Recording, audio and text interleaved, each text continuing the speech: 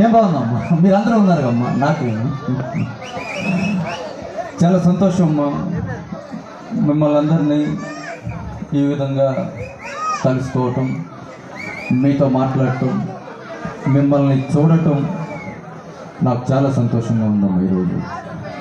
ఎందుకంటే నేను ఎప్పుడు వచ్చినా మన కాలనీకి నాకు ఒక ప్రత్యేకమైనటువంటి అనుభూతి. నాకు ఇక్కడ ఒక సొంత ఇంటికో ఒక సొంత ఊరికో వచ్చినటువంటి భావన నాకు మన కాలనీకి వస్తే నాకు కలుగుతూ ఉంది. నాకు ఇక్కడ ప్రతిసారి, ఇప్పుడనే కాదు, ఎందుకంటే ఆ దివంగత మహానేత రాజశేఖర రెడ్డి గారి అమృత హస్తాలపై ఆయన చేతులతో ప్రారంభం జరిగినటువంటి కాలనీ ఇది.